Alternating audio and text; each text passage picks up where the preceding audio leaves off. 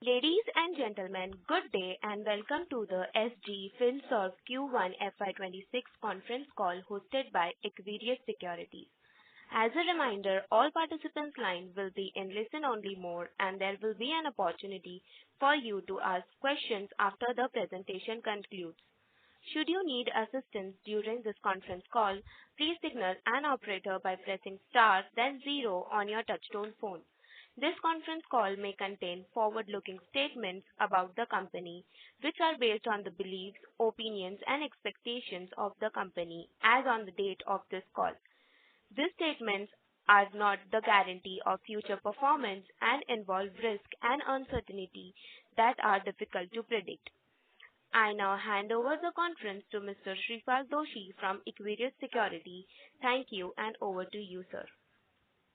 Thank you, Pari. Good morning, everyone.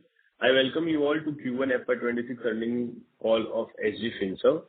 Today, we have with us the top management of the company, represented by Mr. Saurabh Dhawan, Chief Executive Director, Mr. Sahil Sikka, Chief Operating Officer and Chief Financial Officer, and Mr. Anubhav Gupta, Group Chief Strategy Officer. I would like to hand over the call to Mr. Saurabh for his opening remarks, post which we can open the forum for question and answer. Over to you, Mr. Saurabh. Hi Shripal, this is Anubhav here. Thanks for hosting us and thanks to your firm Equirus. I welcome all the participants who have joined on this call. I welcome everyone on our Q1 FY26 earnings call. Obviously, Saurabh and Sahil would take you over the financials, what we have achieved in Q1. But just to start with, I would like to make a few points. On behalf of APL Apollo Group, we are pleasure to tell you that in less than 36 months of commencement of this NBFC, we have been able to disburse almost 50,000 crores worth of loans to our 1,000 plus MSME customers, based on which our Q1 performance, if you see, the loan book has grown by more than 10% on QOQ basis, and we could achieve all-time high PAT of 25 crore rupees for the Q1. Of course, this includes some one-time notional expenses related to ESOPs. Otherwise, it would have been higher. Now, in terms of business model, in last 3 years, it is fully established. If you look at our anchor clients, which are like top brands of the country, including Adani Group, JSW, Tata Group, Whirlpool, Kajaria, MG Hector, multiple brands from multiple sectors whose distributors are empaneled with us, and we have been able to offer this product of supply chain funding to them. And at the same time, we are equally proud to be able to establish a full tech stack to achieve these milestones and run our business model, because with the team of less than 100 people, we have been able to discount almost 400,000 invoices which are related to multiple clients and their multiple distributors. So we are fully geared up to take the current loan book, which stands at 2,600 crores to 3,500, 4,000 crores by FY26 and 6,000 crores in the following year. And in terms of capitalization, the current net worth is 1,050 crores. Another 340 crores is going to come in next 7-8 months through preferential equity infusion, which is residual amount of warrant conversion, and being able to achieve a AA rating from top credit agencies. We have a list of all the top national banks whose borrowings are with us. So we are confident that we should be able to achieve 6,000 crores loan book by end of FY27 with maintaining 15% to 18% ROE and 4.5% ROA. So that's all from me. Saurabh, over to you to take investors through quarter one. Thank you, Anubhav. Thanks, Shreepal, for hosting this call for us. Good afternoon, everyone, and thank you for joining us today. Gives me an immense pleasure to take you through the Q1 FY26 numbers of SG Finserve. I think we began the year on a strong footing and delighted to share that our performance this quarter truly reflects the momentum we built over the last 34 months. Grounded in execution discipline, technology-led operations, as we continue to keep sharp focus on MSME supply chain financing. So performance for Q1 FY26, we closed AUM of 2,630 crores as of 30th June. That's a 13% quarter-on-quarter increase and an 86% year-on-year increase. Gross disbursements during the quarter stood at 5,284 crores. Operating income came in at 67.59 crores, which is up by 25% quarter-on-quarter basis and 55% year-on-year basis. Net interest income rose to 42.79 crores, a 20% increase over Q4 FY25. Profit after tax stood at 24.52 crores, a 3% growth quarter-on-quarter and 27% growth year-on-year basis. Gross NPAs remained at nil, showcasing the strength of our secured anchor-led book. Annualized ROA stood at 4.68% and ROE was 9.54% for the quarter.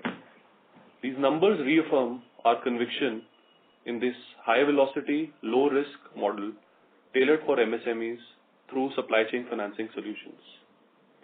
So some of the strategic progressions achieved in the quarter include: we've grown our MOU portfolio to now 6,400 crores, up by 900 crores over the previous quarter. The anchor network has further grown. Now we have tie-ups with 48 leading corporates, up from 44 last time. And this is spread across infra space, metals, auto, consumer durables, electronics, IT peripherals, etc. 80% of our book is secured, backed by inventory or receivables with strong stop supply arrangements in place. The average book churn during Q1 remained at about 30 days, improved from 36 days last quarter, ensuring high velocity and quick cash cycles. Further, as we continue to build a digitally native NBFC, we are happy to say that we've launched our customer mobile app, enabling real-time access to loans, statements, and servicing for our borrowers. Our AI-driven credit monitoring tool will also go live by September 25 to further strengthen our portfolio oversight. The proprietary credit rating model, the scoring engine, continues to enable precision lending and faster tax for us. As Anubhav also mentioned, capital is a key ingredient for raising debt. We continue to hold it strong at about 1,050 crores standing today, and another 340 crores expected to come in by April 26. We are actively working to expand our banking lines to 4,500 crores targeted for FY27 from the current sanctioned limits of about 1,800 crores. Our credit ratings of AA and A1+ from both CRISIL and ICRA continue to stand strong. So the way forward for the company looks bright. We are well positioned to achieve AUM of FY26 of about 35 to 4,000 crores. This confidence stems from we strategically added 12 new locations considering anchor requirements, need for penetration of existing anchors, and at present 225 kilometers is the coverage radius, which shall reduce to about 150 kilometers. Tier 2 penetration has started, so we've started to place manpower at Tier 1 business hubs and start penetrating the Tier 2.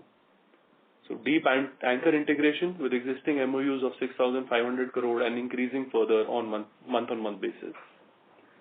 Strong risk and compliance systems, a scalable tech lending platform, and capital adequacy. Considering all this, we remain committed to driving profitable growth, enabling MSMEs and becoming India's leading supply chain financing one-stop solution provider. Thus, as a closing note, I want to sincerely thank each one of you, our shareholders, lenders, anchors, and employees, for your trust in our journey. Your belief has powered us to move faster, think bigger, and deliver better. As always, we remain committed to transparency, discipline, and long-term value creation. Thank you so much, and with that, we now open the floor for your questions, please. Thank you very much. We will now begin the question and answer session. Anyone who wishes to ask a question may press star and 1 on their touchtone phone. If you wish to remove yourself from the question queue, you may press star and 2. Participants are requested to use handsets while asking a question. Ladies and gentlemen, we will wait for a moment while the question queue assembles.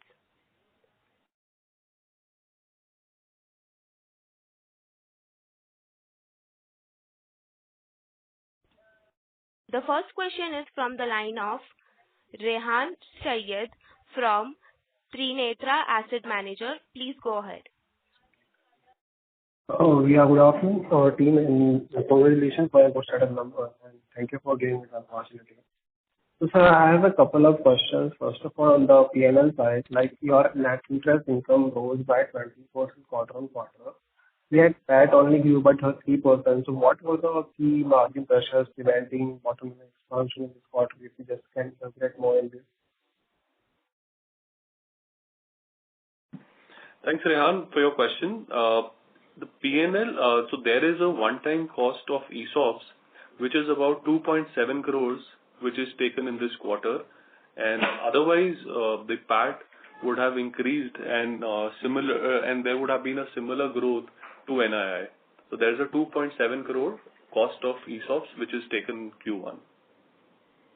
So this is the same as our operating expense also rose by 24% quarter on quarter. So is it the same thing that you are mentioning here? Like, can you share a detailed breakup, especially on employee tech or geography expansion cost drivers regarding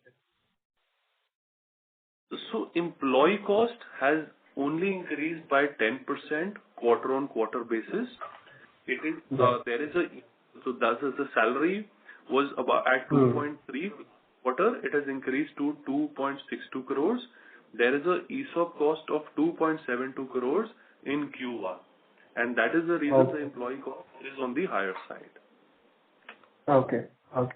Thank you. And my second question is around, like, could you please share the current product mix split between the dealer finance, vendor finance, and invoice discounting? Which segment is growing faster? Like, so supply chain financing for us constitutes about 85% of our book, with major focus is on dealer financing. So out of that, about 90% of our book would constitute dealer financing only. So our main forte is conducting dealer financing portfolio only. Okay. And the last question is regarding around given the North India still forms 40% of the loan book. So could you share region-wise asset quality or yield differential insights, if any? You can just put it in here.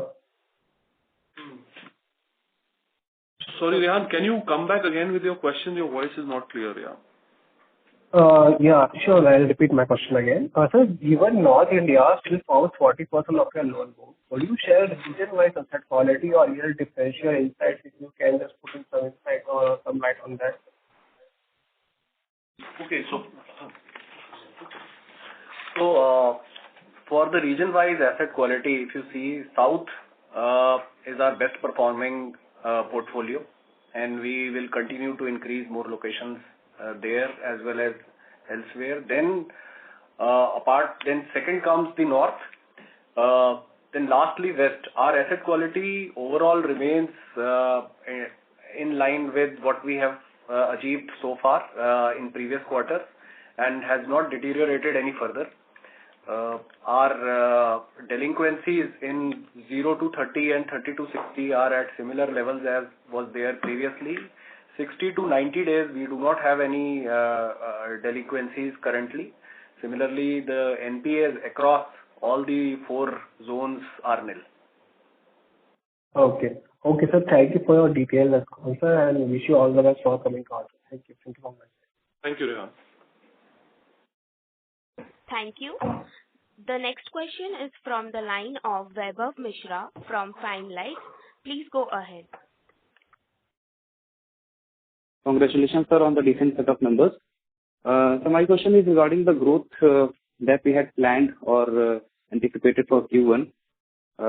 We were planning something around 400 to 500 crores of AUM growth and around 10 to 12 crores of PAT addition on the base of Q4 PAT. So we have, I think, somewhat missed that. So what could be the reason? And also, sir, disbursement growth, if you see, it's around 5% only on Q4. So the reasons for that? So thanks, Vaibhav, for your question. We never given guidance for Q1 separately. The guidance was given for FY26 as a whole, where we look at doing 4,000 crores, and we still stand by it. The sanctioned limits in Q1 were much higher, but some of the new models or new product launches of some of the anchors got delayed and have moved to the month of July. So that's about 150 crores to 175 crores, which got staggered. And on the PAT, we mentioned that there was a one-time ESOP cost of about 2.7 crores. Otherwise, we were looking at doing about 27 to 27.5 crores for the Q1. Okay. So, sir, are we still on track to achieve 200 crores of PAT in year 26? No, so Vaibhav, Yes, what we say is that on 4,000 crore loan book, right, the average loan book for the full year will be somewhere around 3,000 crores, right? We ended FY25 at 2,000 somewhere, right? And the exit loan book will be around 4,000 crores. So average will be 3,000 crore. Based on 1,500 crore kind of average net worth, and the balance from the debt, we should be near about 160 crore, 150, 160 crore kind of PAT level, if you do the maths. See, I was considering that's considering the net worth of 1,500 crores, but as you know, that we've not fallen for the warrant balance money. The same will come in only in April 26. So in financial year 26, we will continue to have a net worth of about 1,050 crores. So, and our yield, if you'll see, is up about 12.9%. So, and about 1,050 crores would be equity, and balance 2,000 crores of average debt, wherein we're keeping a spread of about 4 to 4.5%. So that is what the interest income would look like. All right, sir. All right. Okay. Thank you so much, sir. Thank you. The next question is from the line of Pratik Sen from Dexter Capital. Please go ahead. Thank you for the opportunity, sir. So roughly 80% of our book is secured. Can you help me understand how this securitization actually works in this space? Like if these loans are secured against inventory or receivable, how do we track the movement of inventory and invoices, especially for non-APL Apollo Group distributors, because there we would not have direct access to data, right? Thanks, Pratik, for your question. Yes, 80% of our book is secured through inventory and receivables generated thereon. When we say that we have disbursed to close to about 47,000 crores, the entire 47,000 crores, whether it is APL, non-APL, Tata Group, Adani, every penny from our counter directly goes to the anchor, and the anchor supplies material to the dealers. So that is how the movement of inventory is ensured, because we are not giving even a single penny in the hands of the dealer. every penny goes to the anchor, and anchor supplies us with the invoices, wherein and with proof of delivery that the material has been delivered to the dealer. Okay. And will our OpEx need to scale at the same pace with the AUM growth? How should we think about the OpEx going forward? See, OpEx, if we look at the quarter one, with an expense of about 8 odd crores, we feel that even if we go to a book of about 6,000 crores, the OpEx would, so right now our OpEx cost is about 70 to 75 basis point. At 6,000 crore, we feel that the OpEx cost would be down to about 50 basis points. With economies of scale, with increase of book, the overall OpEx cost would reduce. Understood. And last question from my side. So, what exactly is the incentive for the anchor to agree to sign the stop of supply MOU? And have we ever exercised that clause? The stop supply, yes. Have we exercised? Answer is yes. And we've done it successfully. And it is a trigger which works in our favor, because when the material is not supplied to the dealers, come what may, they start repaying us in case of any delay. Yes, it works. And why do the anchors sign up? I think it is how the industry has evolved, that majority of the lenders do not want to finance without this MOU being in place. And we being part of the same industry, we also kept it as a precondition before doing any before going to the dealers. We do not go without the MOU being in place. Okay. Thank you, sir. I will get back in queue. Thank you very much. The next question is from the line of Anil Shirin from company K16 Advisors. Please go ahead. Good morning, gentlemen. First of all, congratulations on very good results, especially in a period when other NBFCs and banks are showing a slowdown in advances growth. You have shown very good advances growth, so it is to your credit. My question was regarding how do you calculate the yield?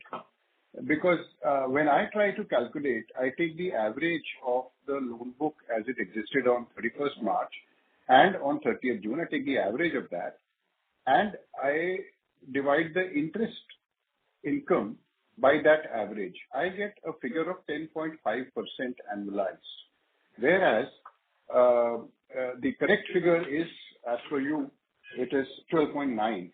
So if you could help me bridge this gap, it would be very useful for me. Sure. Thank you, Anilji. Your words are really motivating. The average yield, the ROA tree, is calculated basis daily average book throughout the quarter. So 31st March, then the book might have lowered down, but the actual number is 12.9. 12.4 is plus processing fee, yield on the processing fee, but that's calculated basis the daily average outstanding loan book on actual basis. No, but I why am I getting 10.5% and not 12.9%? Because you calculating it 31st March, you calculating the EOP book. What we doing is we calculating book on average daily basis. So what was the book on outstanding book on 1st April, 2nd April on daily basis? What is the average book? And that is the number that we're taking. Okay, fine. One more question is regarding the ESOP expenses which have been charged in the first quarter. I'd request you to help me with the residual amount for the rest of the year and for the following year, fiscal 27. What would be the total ESOP charge for the rest of the year and for the coming fiscal year, that is fiscal 27? So in the current financial year, the charge would be about 9.9 to 10 crore rupees. And in FY27, the same will reduce down to less than 1 crore rupees. There is a bunching up of ESOPs which are due in the current financial year. That is why the charge amount would be higher in the current financial year, but the same would reduce by about 9 odd crores in the next financial year. Okay, fantastic. So this is the year when we have to sort of crossed the hump, and next year onwards, the OpEx ratio would fall quite a bit, and that will have its beneficial impact on the return on assets. Absolutely. Absolutely. Okay. So just one last thing. We have started very well, 13% QOQ growth in loan book and AUM. And we hope to end at 4,000. So the ask is, it's even higher. The ask, the required growth rate for the rest of the year is even higher. So I just had this question that, fine, you are adding anchors, you are going deeper into the hinterland, and you are also working with the anchors to increase the arrangement of MSME funding, which is all for the good. But in the light of the slowdown across the economy, how confident are you to take the QOQ loan book growth rate even higher than what you have already achieved in the first quarter? We were looking at, to be honest, we would have done a closing loan book much higher than this. I think a couple of anchors, their product launches got deferred to this quarter, and we missed about 150 to 175 crores due to that. I think the sectors that we are operating in, automobile and building materials, both are running quite active. And another encouraging point is that our conversion days, which was at 36 days, has reduced to about 30 days. That is also one encouraging point, that the cash cycle conversion is also down. So we are confident, and we want to do 4,000 crores for this financial year. So in addition to that, the total program size that we have signed is around 6,400 crores. So by achieving an AUM of around 2,500, 2,600 crores, we are still not even 50% of that overall program size.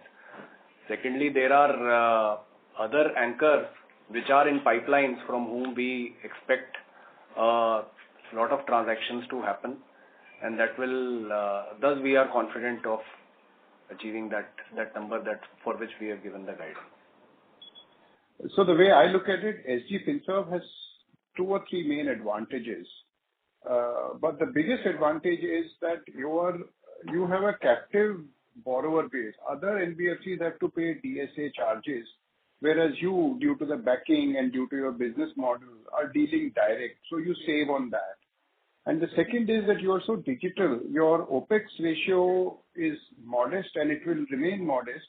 So both these things, coupled with a low cost of debt, I think the future is very bright for our company. So congratulations on the same.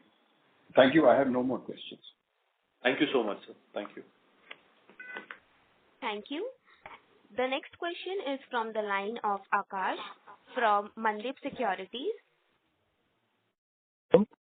Please go ahead. Hello. Sir, so I wanted to know this average yield, if you are saying it was around 10.9% for this quarter. So that means that our average loan book, outstanding loan book, have been around 2,000 CR for this quarter, which is even below than 31st March end of point. Hello? Yes. Hi, Akash. Yeah. So, sir, this end of point number is very misleading, because these let's say at 31st March, you had outstanding loan book of 2,300 CR. And out of this, 400, 500 crore of loan book got closed immediately next week or after 2 weeks. Because your average outstanding loan book seems to be around 2,000 CR for Q1. So instead of this end of point number, can you report average loan book for the entire quarter? That will be a better, clear picture for the company.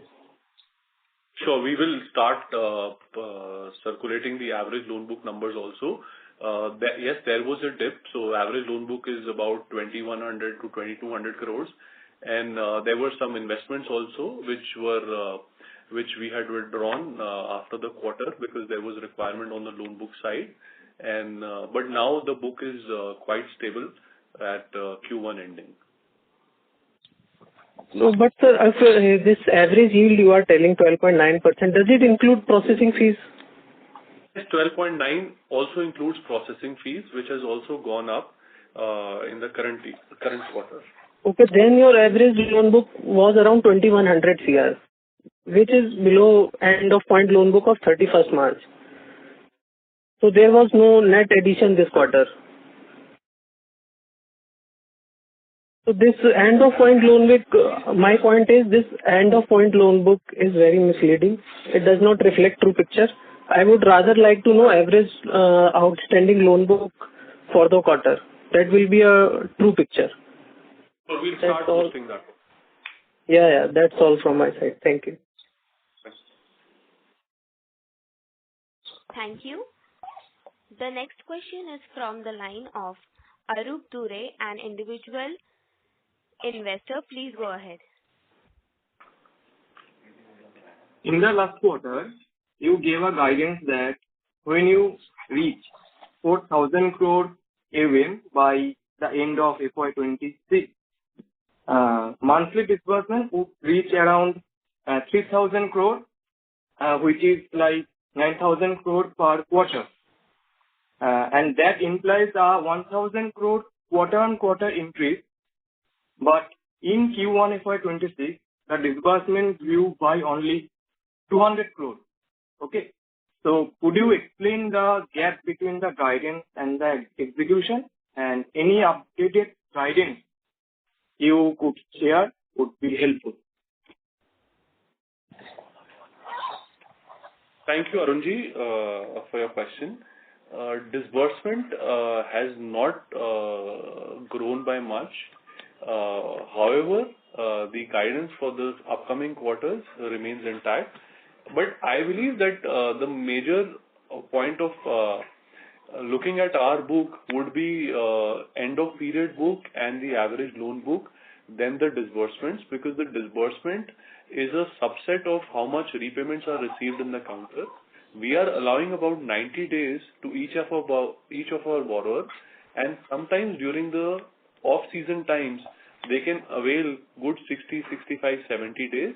And usually we see that they repay the book in 30 to 35 days.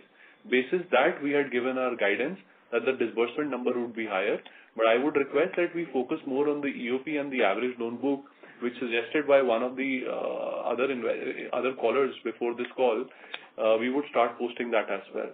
So disbursement is based on how the cycles are performing, and that is why the number can be up and below sometimes. Okay, sir. Thank you. Thank you. The next question is from Gaurav Didwania, Code Advisors LLP. Please go ahead. Thank you for taking my question. My question is, I see significant jump in the finance cost. I think roughly going up about 30-35%. Now, on the last call, you had mentioned that the entire quarter for Q4, the promoter debt had gone down to almost zero, and it was 100% market rate debt. So, just want to understand the reason for the increase in the finance cost. Thank you for your question. Right, the promoter debt is absolutely zero. The finance cost includes a major portion of processing fee, which we include in our P&L on actual basis. But however, a lot of these debts are taken for 1 year. However, the processing fee has been included in Q1 itself, and that is the reason for a higher financial cost. But on overall basis, we can assure you that we've been able to reduce cost of funds by about 30 basis points from last quarter to end of this quarter. So average is down by about 30 basis points. So for the finance cost, as we leverage more and as we increase the size of the debt on our books, the finance cost is ought to increase. But the more important point, as Saurabh mentioned here, is that the pricing at which the cost of debt at which we are borrowing, which is gradually reducing, and that is where the progress has been made. Got it. So I think earlier you were also talking about sharing an average period for, the loan book. Maybe if you have something on the loans as well, that would be helpful for us to compare, just to see if, the amount has gone up significantly or, that has not gone up. Okay. So I'll just share with you, the processing fee charged in Q1 is 3 crores, right? Yeah. So 3 crores of processing fee has been charged there. We'll start showing the borrowing as you mentioned, right? Got it. And the 3 crores, so is that going to be a recurring charge? Can we expect this kind of impact going forward as well? It is only one time. It is the additional debt that has been sanctioned by banks, wherein we have paid one-time processing fee. But these loans are going to continue 1 year, and so it is only one-time fee, but we take it on active basis. Got it. This is helpful. Thank you so much. Thank you. The next question is from Akhilesh Kumar, an individual investor. Please go ahead. Hello. I have first question on ESOP, what you mentioned that has impacted our bottom line this quarter, and you projected for this entire financial year it will be something total 9 point something crore. So do you think it will be we will be able to see any growth in PAT itself, or it will be like say 25 odd crores every quarter because of that impact of ESOP? So for this financial year, yes, because the ESOPs have bunched up in this financial year, the cost or the provision on account of ESOPs will be higher than the previous as well as the future financial years. However, the PAT and the interest income will be in line with the AUM growth. So, of course, the PAT ought to increase in further quarters, but yes, and it will be a factor of only the AUM growth. However, there will be some suppression on account of the higher provision on account of the ESOP. Okay. Would have been it better, like it would have been staggered over the next couple of years rather than pumping everything in 1 year? No, they are staggered over years, but however, in this particular financial year, the bunching up is higher than the financial years ahead. Okay, and I would like to know one more thing, like we are claiming that we are, say, APL Apollo Group company, but I don't see any promoters of APL Apollo is a promoter here. So what is their stake here? Like that we are not seeing except the bank guarantees what APL Apollo has provided. No, Rohan Gupta is a director in the company, and Rohan Gupta is son of Sanjay Gupta ji. And Rohan and Rahul, the elder son, put together, they hold about 48% stake in the company. Also, to mention, there are no bank guarantees. It's the entire supply chain finance as it runs in the industry, whether for APL or for anybody else, is a non-recourse program with stop supply arrangement in place. Okay, and thanks for clarifying about the family relation. So that brings up the ownership from APL Apollo indirectly. And what about Mr. Sahil Gupta? He is a non-promoter here, but he is a promoter in SD Mart, and I'm not sure, like, few of the family members are staggered as a non-promoters as well? Yeah, so Sahil Gupta is under the non-promoter. He's son of Sanjay ji's brother's son. So he's classified as a non-promoter because the company is promoted by Sanjay ji's sons only. Okay, great. And this AUM growth, what you suggested that we will pick up in this quarter. So would you be like, it will be kind of, you have any projection for a couple of quarters ahead, like it will be growth, like it will be towards H2 better than in the second quarter, like that? See, every quarter, if you're standing at a AUM today, every quarter we will be growing our AUM, and the PAT has to improve only from here. And we would see that every quarter we've been performing in that manner. And similarly, we are extremely positive about the upcoming quarters, basis our ongoing discussions and the pipelines from the anchors, and we expect that we will continue to perform and add more.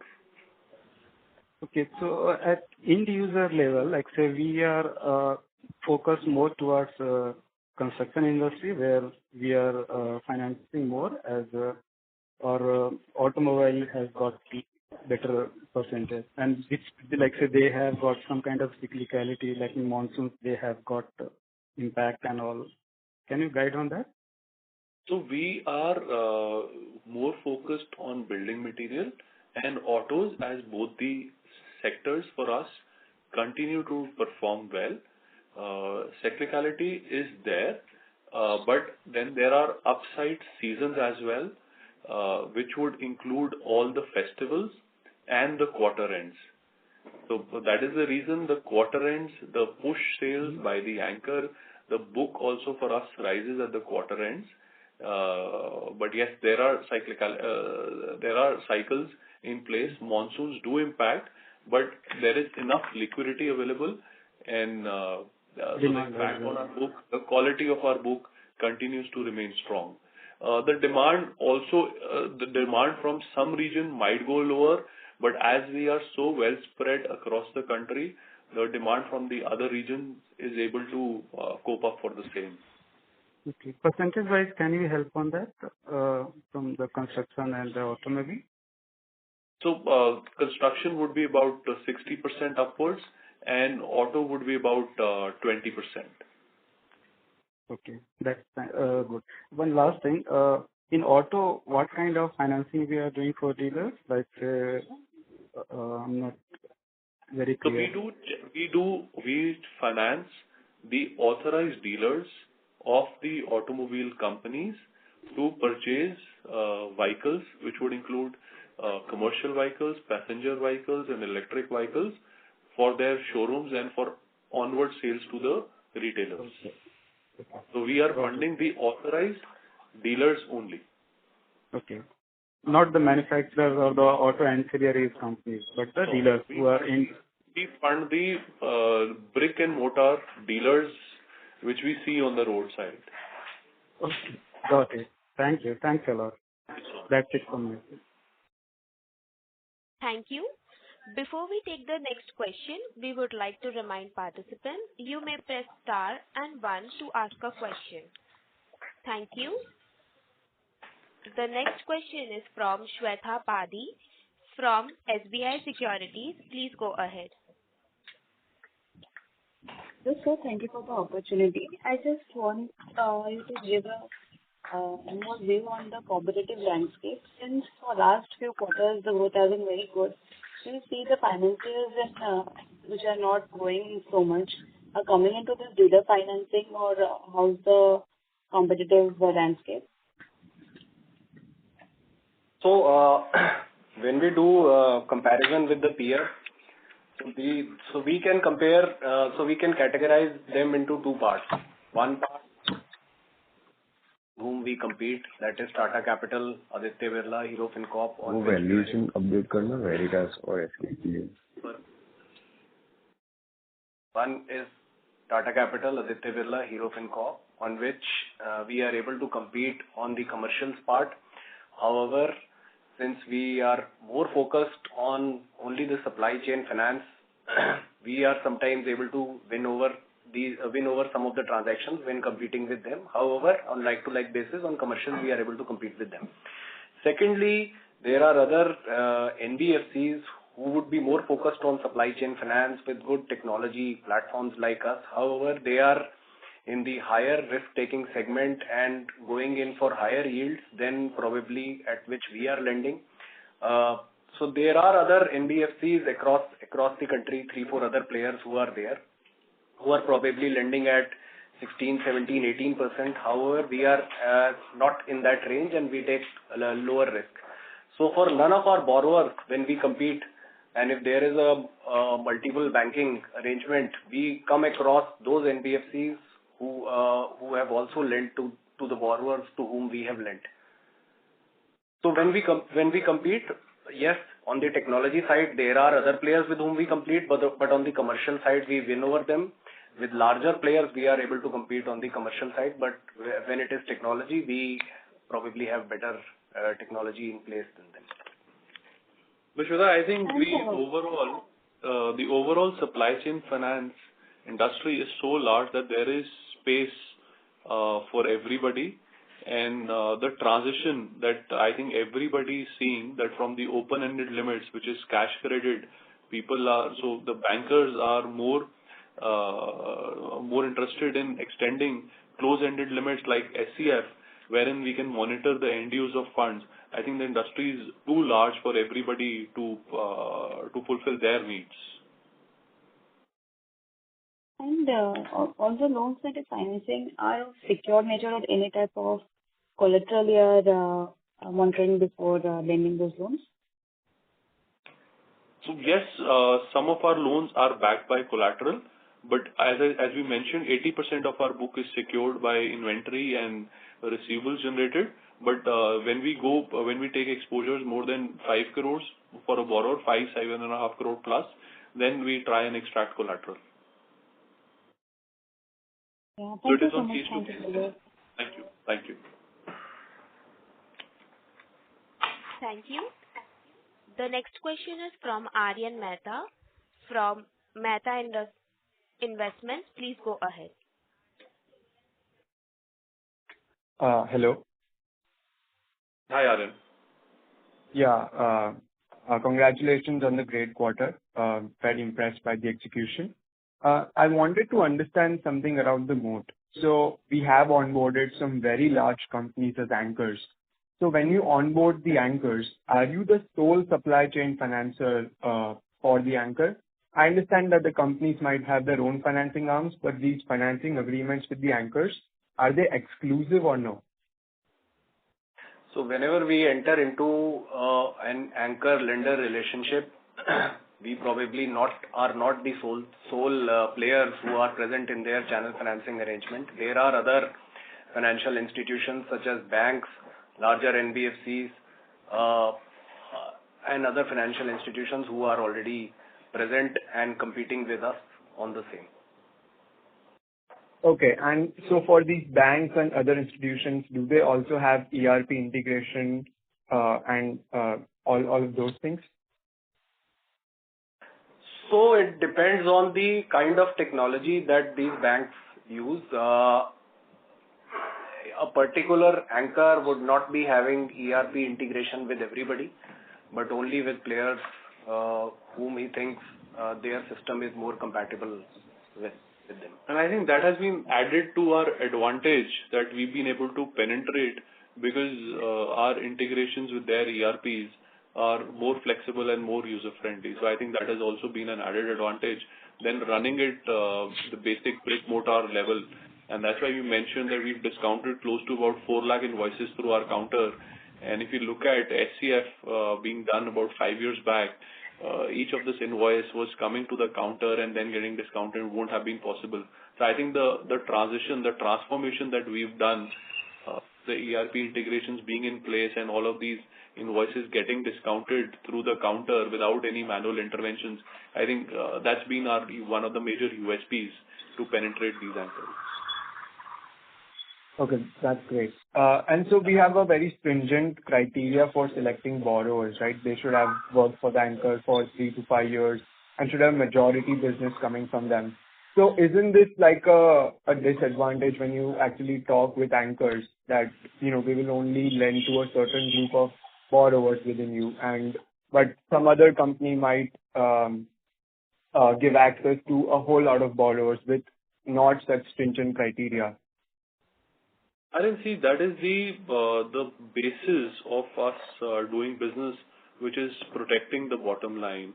And these criteria are decided and are part of each and every MOU, right? So it is after a lot of discussions and negotiations that this MOU is signed, and it will mention the specific criteria. And we also mentioned that we are in the business of taking medium risk and a calculative risk, and that we are taking, but we are not funding all the dealers. There are other financiers who are funding other dealers. We are being very selective, protecting the bottom line. Okay. Thank you. And just one last question. Our current anchor penetration is around 6-7%. So in the next few years, what kind of number are we looking at? Anchor penetration 6-7%. So anchor penetration, Aryan, how anchor operates is that when these MOUs are signed, these numbers are decided after very careful consideration, and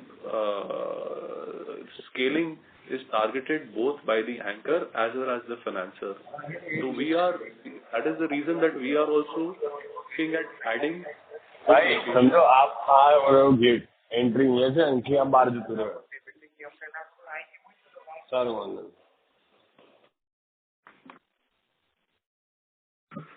Sorry, I think there is someone in the midst of this call.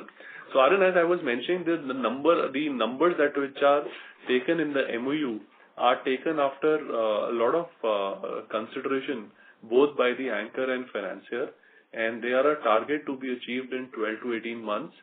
And we've seen that some of our anchor MOUs, wherein we also had to increase our limits. And the major steps that we are taking from our side is upgrading our tech. So we launched our app also. 2 is adding more manpower at different locations and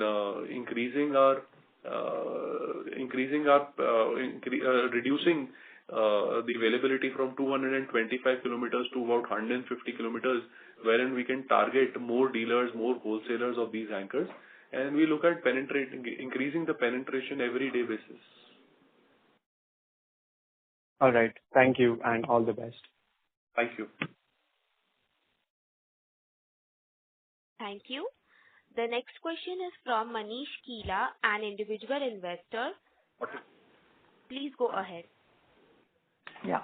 Thank you for taking up my question. So I have a couple of questions for the management. One, it's been almost 3 years since we took over the existing company and we are into this lending business, right? So what has been your experience in terms of things that have surprised us on the positive side so far? 2, the ones wherein we had to trim down expectations probably because those did not go as per our plan. And my second question is, are we looking at lending across any other new segments outside of supply chain financing? So these are my 2 questions. Thank you, Manishi. What has been our experience 3 years? In our last quarter presentation, we had given a specific slide on stating the movement of AUM because of the RBI thing that happened. I think a couple of learnings that we took from that the book has a lot of strength, because bringing down a book from 1900 crores to about 750 crores spoke about the strength.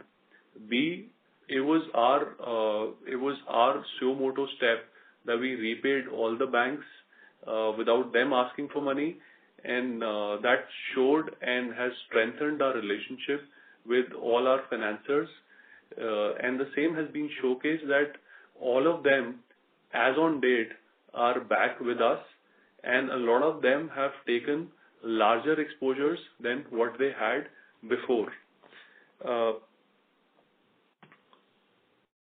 So yes, there has been a trim down of, we had expected a different number for the last financial year, but because of that, the small incident that happened, because of that, we had to trim down our expectations. But I think we're not looking back, we're looking forward, and all the anchors are back.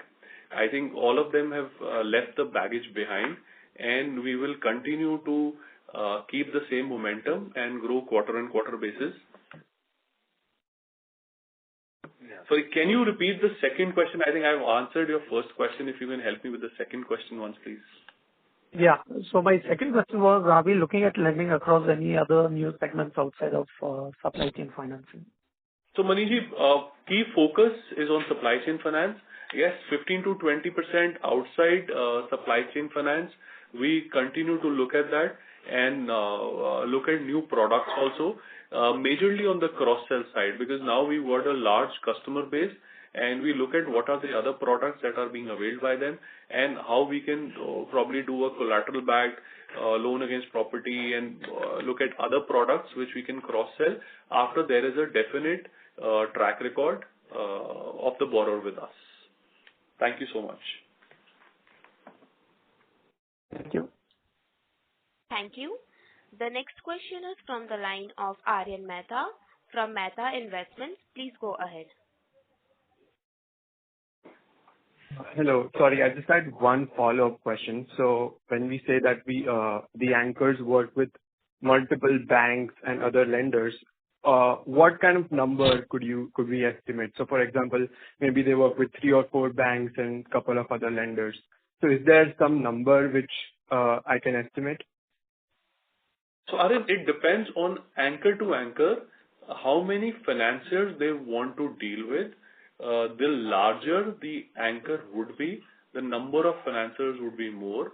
For example, a Tata Motors would be dealing with about 20 plus financiers, whereas a Automobile would have only 4 financiers.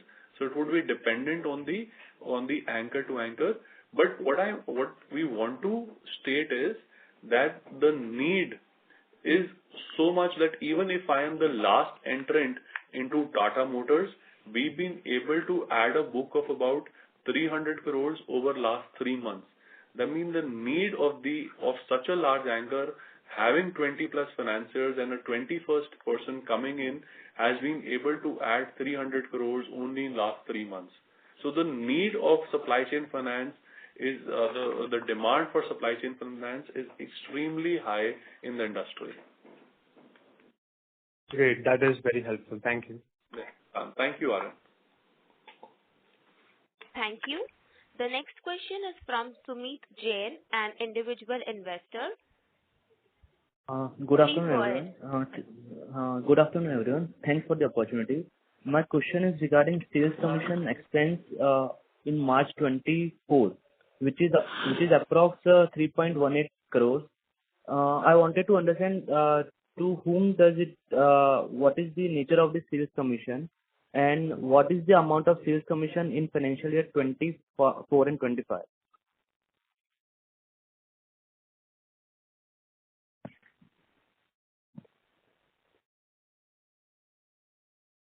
Hello? Yeah, just a minute.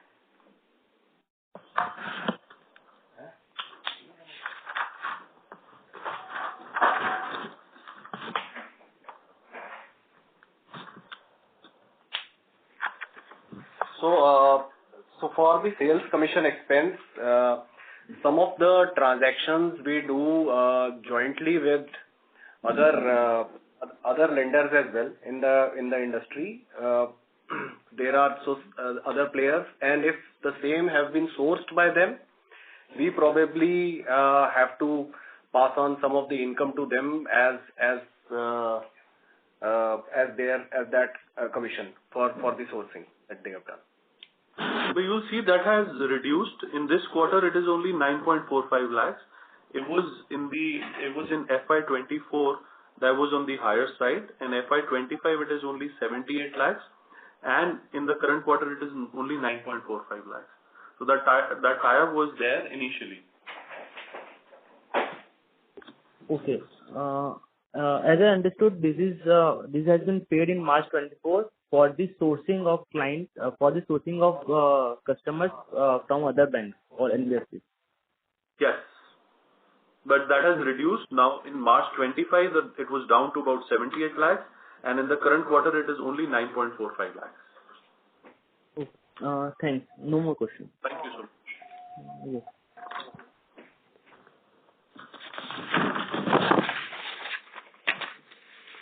Can we have a last question, please?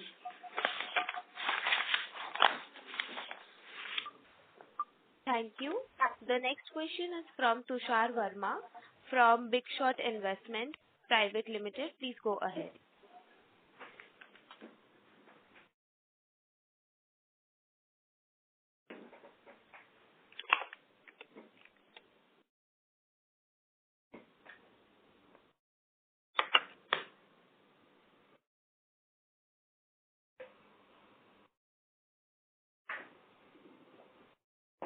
Sorry, I think there is no one on the line for this, right?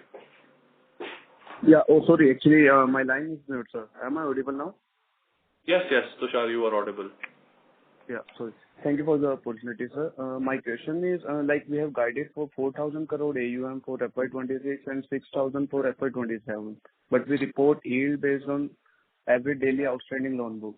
So what is the expected average daily loan outstanding book expected for 26 and FY27 and NIM based on that? So average loan book for 26 is expected to be around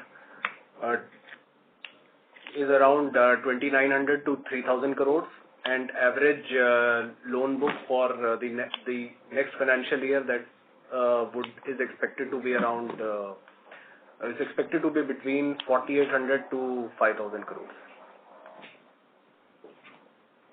Okay, sir. And what was it for FY25? So average loan book for FY25 last year, 25.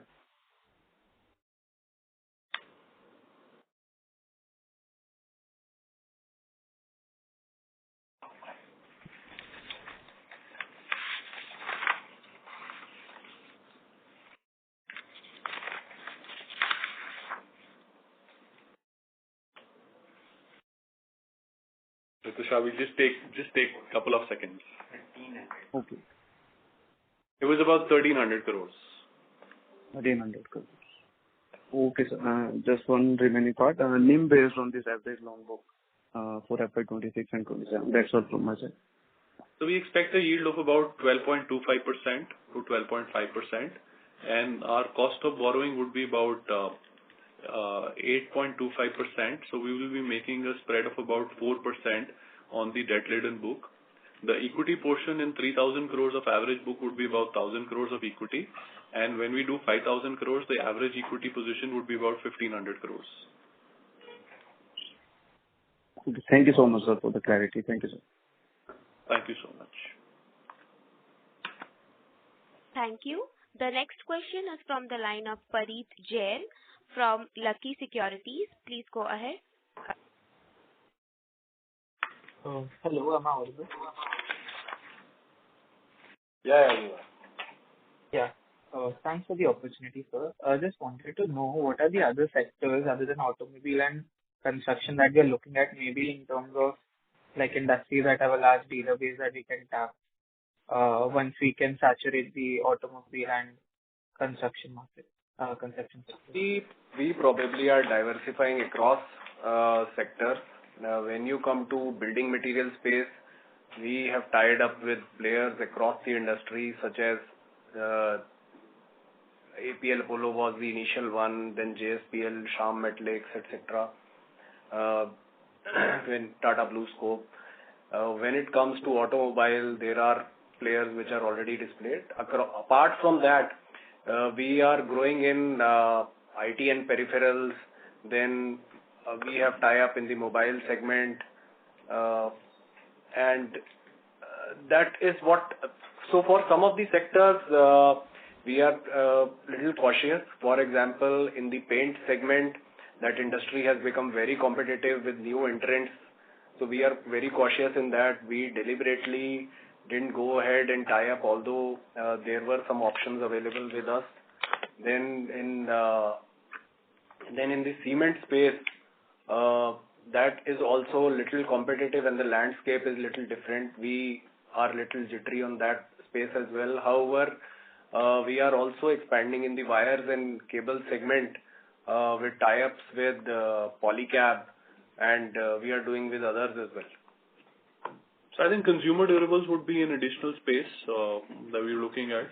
We've tied up with Whirlpool in that, and very recently we tied up with Saint-Gobain also, which is one of the largest glass manufacturers. So we keep on increasing our foothold in different industries. Okay, got it. So anything that we are looking at, like in the near future, that any other new industry that we can see in the near future, maybe out of these in the next, say, 2, 3, 4 quarters that can actually dominate, not dominate, but like take a good share from the automobile and construction sectors or building material? So the diversification will be across sectors. Yeah, the building material space is initially heavy in our loan book because we started with our captive space of APL Apollo Tubes. However, percentage-wise, it is gradually coming down. Secondly, automobile space is a very active space with very large players in the industry, with the quality of the dealers that are there who have been associated with those anchors. They have been there for decades with them, and the quality of the borrowers is also good. That is why we chose to expand in that space. When it comes to the other industries, yes, we are increasing our diversification, and probably we do not have any plan to concentrate only in a particular sector and grow only in that sector. Understood, sir. Okay, thank you, sir. That was it.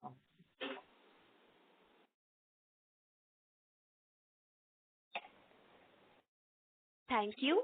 As there are no further questions from the participants, I now hand over the conference to Mr. Shripal Doshi for closing comments.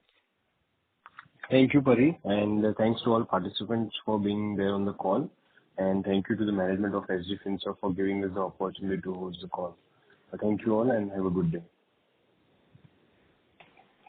Thank you. On behalf of Equirus Securities, that concludes this conference. Thank you for joining us, and you may now disconnect your line. If you found this video helpful, please like, share and subscribe for latest upcoming videos.